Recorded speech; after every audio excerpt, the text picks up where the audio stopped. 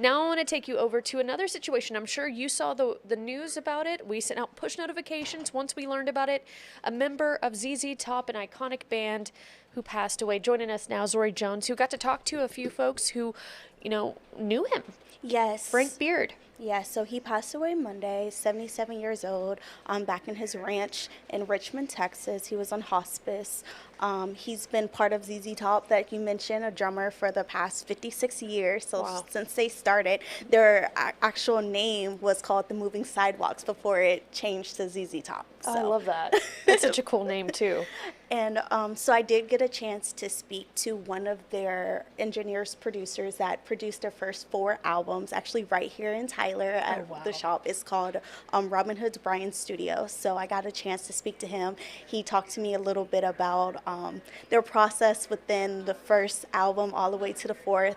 Did ask him a couple of questions about the growth of it, right? Because when you Right. start from album one, we know artists grow, music changes. So we talked a little bit about that. He did mention that Frank was more of the quieter one, and he said even if you go back and like watch some of the videos, you would see that he's just like strictly like in the zone, while you see the other members go into the audience, he's just strictly in the zone, heads down, just drumming. So Oh, I love it. In his zone, in his Yes. mind. I love that. Okay, so let's hear more. Thank you so much, Zori. you're welcome. Walk us through about Sure. your first interaction and working Right. with them. Working with ZZ Top was a lot of fun from the very beginning. But it was frustrating at first because the first time they came up, they were called the Moving Sidewalk. We recorded for 2 or 3 days, didn't get a sound that was different, that was big. So I told the manager, Bill Ham, that I wanted to do some overdubbing. He wouldn't do it. He had a hard, fast rule against any overdubs. So they left, and they came back 7 or 8 months later. They had changed their name to ZZ Top. We recorded again, and I tried all kinds of things. I put microphones out in the entrance hall. I put them in here. I put them out in the with the drum booth door open. Put microphones out of phase, but I couldn't make a sound that was big. But I knew how to do it. I knew how to get the sound. It's just the Bill wouldn't let me. So the third time, we arranged a little trick. I sent Bill Ham to the Country Tavern to get ribs. And I knew he'd be gone for an hour and a half. And so I let Billy and the guys go out and record a track. And then I went out and just pulled on the guitar strings enough to detune them and let him double that. And that created a psychoacoustic effect that today they call it flanging or phasing, but it's actually, that dates back to old pipe organs in Europe. They had one set of pipes that was slightly detuned, and you've heard pipe organ sounds where the sound seems to float. That's what I did to their guitar. And when Bill came back, he loved it.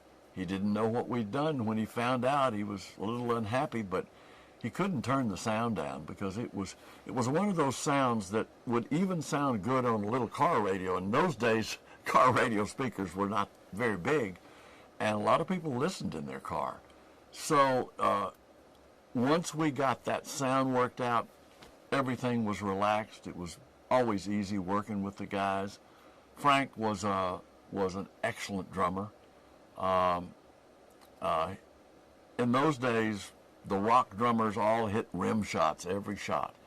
And I love that sound because it's hard, it has an attack to it. Frank's rhythm was always good, and he was very original. Now, one thing about ZZ Top, their fans are extremely loyal. They've been going longer than 50 years, and they can still pack an arena because they've been good to their fans. They've toured a lot, and their prices for concerts for a long time were very, very reasonable compared to most of the acts. I don't understand how they can do it at that age, keep going.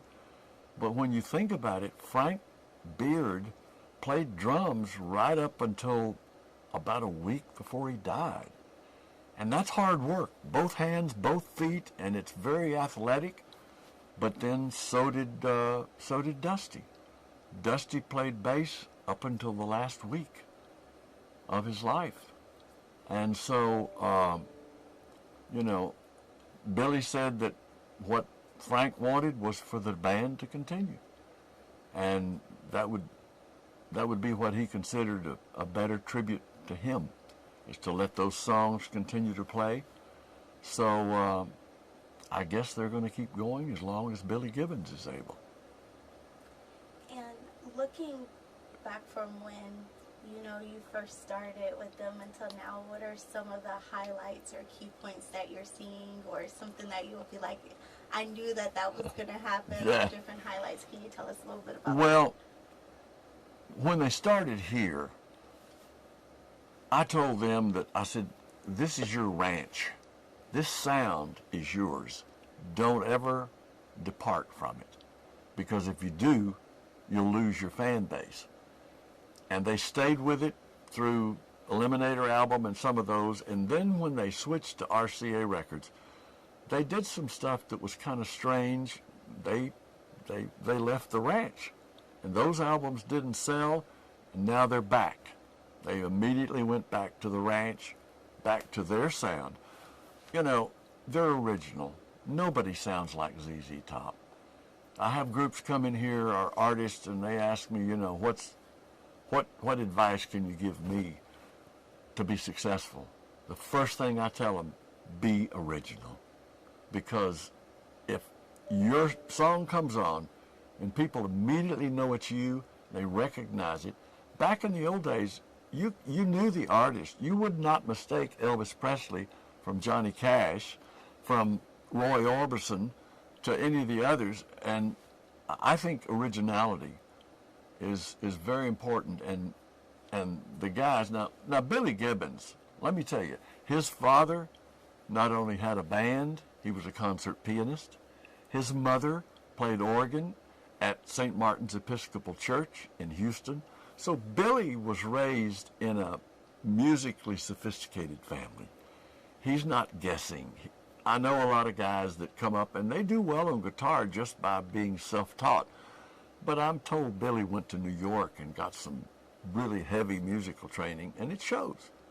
Because there's one modulation they did in one of their songs that people refer to it as a ZZ Top modulation. We were doing demos in Nashville on some songs, and the guitar player said, let's do a ZZ Top modulation. So when you've had that kind of influence over the music business that lasts that long, I think it's a tribute to their originality. And I did want to touch bases on how did the first meeting go? Like, how did you even run into ZZ Top? Okay. There were really good recording studios in Dallas back when I started, but they were involved in commercials. They were doing jingles for KLIF and commercials, and not many of them were really doing much with records. And I had done a recording session in Nashville at Owen Bradley Studios, and when I left there in 1958, I told my parents, I want one of those. And so I came home and started recording in the living room. And that drove my parents crazy, so my sister, being an architect, she designed this studio to be built onto the back of our homestead, and we took up the backyard and built a studio.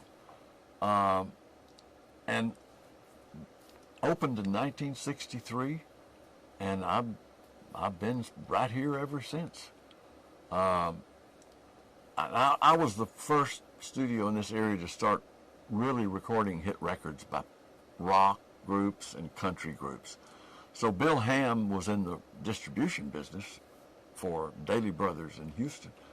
He had heard about us, so he called, wanted to come up, and plus I had good equipment. I bought an Electrodyne console in 1971 or 2 that was $36,000. Today that would be probably $250,000 if inflation were counted in. Plus, I'd purchased the very finest Neumann condenser microphones. So, you know, I had a reputation for cutting a really clean, strong sound. So they came up, and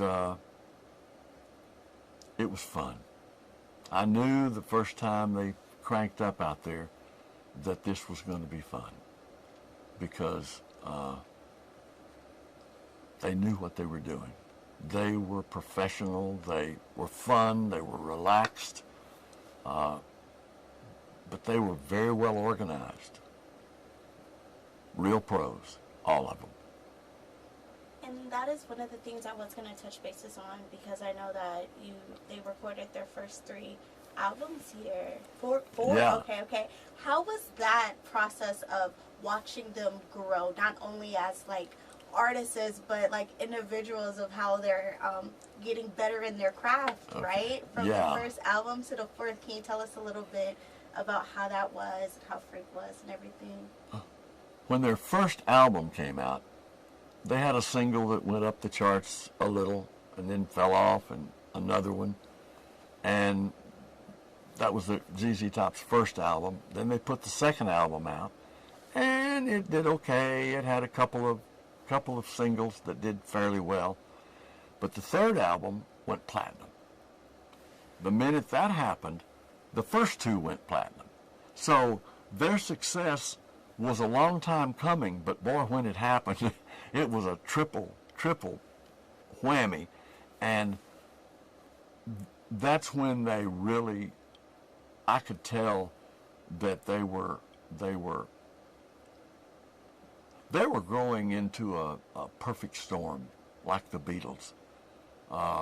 You know, you look at the Beatles, everybody in the group had a lot of talent. They worked well together. They had a unique sound. ZZ Top was unique. They still are. They've got a unique sound. They stay true to their sound.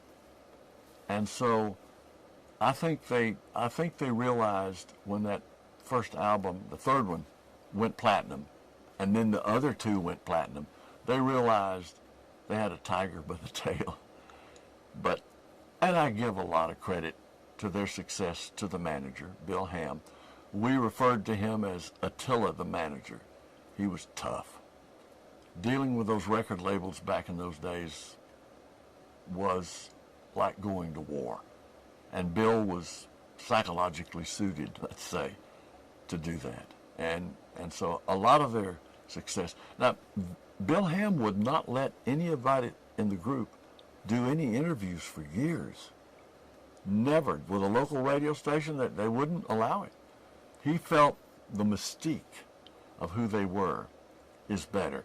And with Billy, it is said today that Billy Gibbons is a genius at imitating Billy Gibbons because he's built this character, and he just lives it. He stays true to it.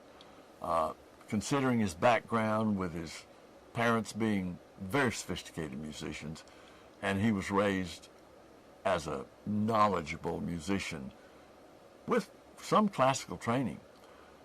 I love to watch Billy imitate Billy Gibbons. It just shows that he's brilliant. He knows what the product is, and he stays true to it. And I know when you're dealing with like a group and a band, everyone has like a part, right? And Yeah. they're known for different things. What is something that you would say on screen and then off, how Frank was? Well, Frank was quiet. He was the quiet one. Billy and Dusty were kind of rowdy and loud, but Frank was always the quiet one. And you know, I didn't know until I saw the documentary about Frank's drug use and his visit, a long visit to rehab, because at that time they had stopped recording here, and I was in touch with Billy once in a while, but I was not aware of that. Now, at the time they were doing their recording here, Billy Gibbons was really into transcendental meditation. And so they would record the tracks, then they'd then when he get ready to record his leads, he would come in here.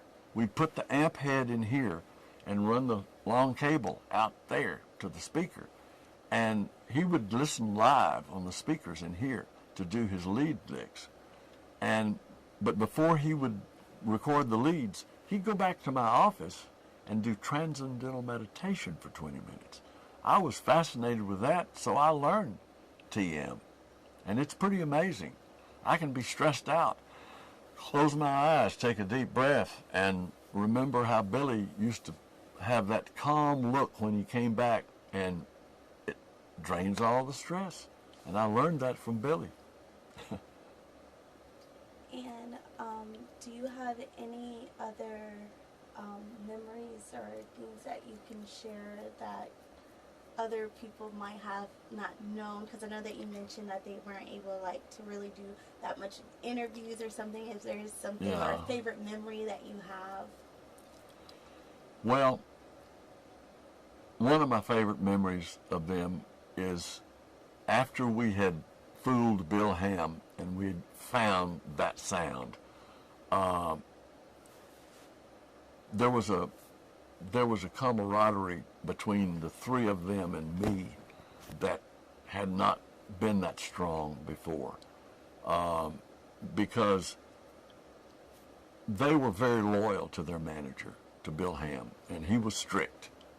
And here I came in bucking what he wanted to do, and in so doing, I was able to create the sound that they were looking for. So that's when there was a really a bonding between the three guys and me that I cherish.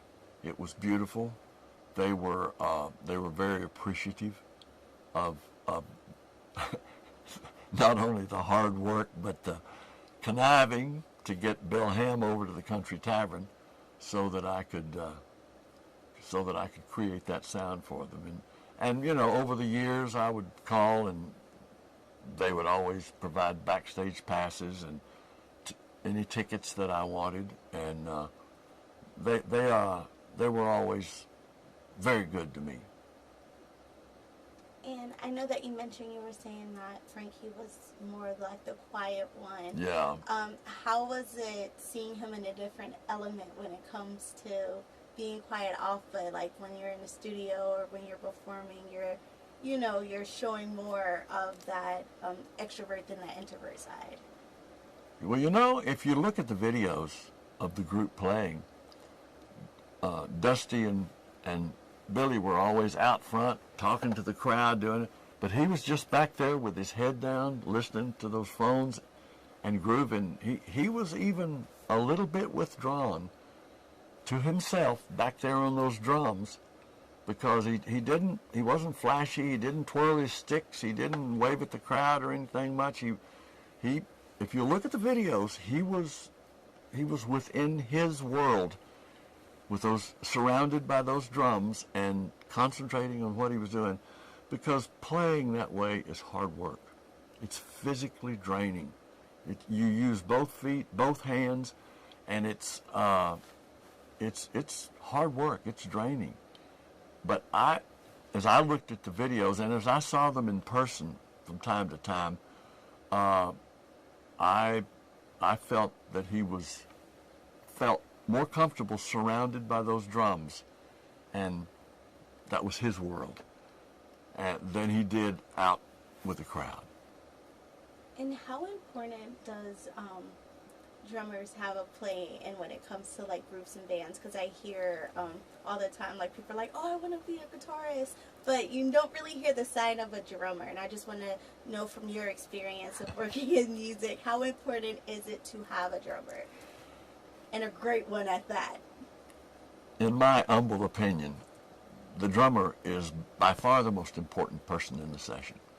When I started this studio, I had a guy named Levi Garrett. I'd graduated from high school with him, and he had a perfect beat. He could stay on beat forever. That was the foundation of our band that recorded here. When he left, I found a kid from Troop, Texas named Paul Lime. He was 15 years old, but he had that groove. He later went on to Dallas, California, and L.A. He became first call drummer for John Williams for sound scores for the major movies. He played for Shania Twain and all those people. As I look back at all the hit records I cut, there were not that many drummers. There was Frank Beard, there was Levi, there was Paul Lime, there was Joe Michelli for John Fred and the Playboy Band. There was probably 3 or 4 more drummers, and that was it. Because if your beat is not solid, if it doesn't have that groove, then it doesn't make any difference how good the guitar or piano or bass player is. You've got to have the groove. Because one of the things that I have always said is people do not listen to music, they feel it. I popped the mic, didn't I? Yeah, I'll redo that one. I've always said that people don't really just listen to music, they feel it. And if that beat is where it should be, is what we call in the groove, if that beat is in the groove, it feels good. And Frank Beard knew where the groove was, and it felt good.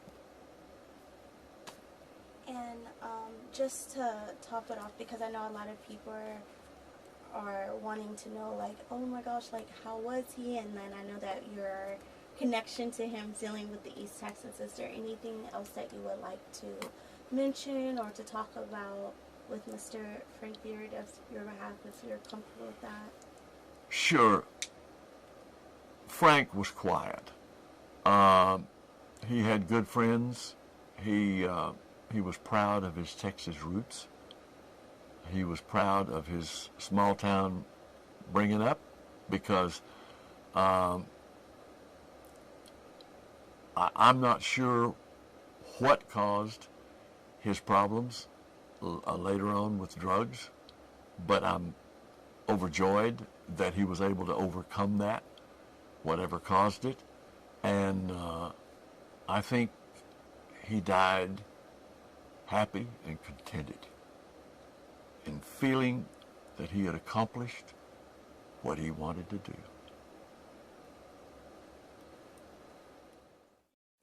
Now, we have not heard word of any funeral arrangements or visitation times. That's something that we're still looking into and waiting to hear back from.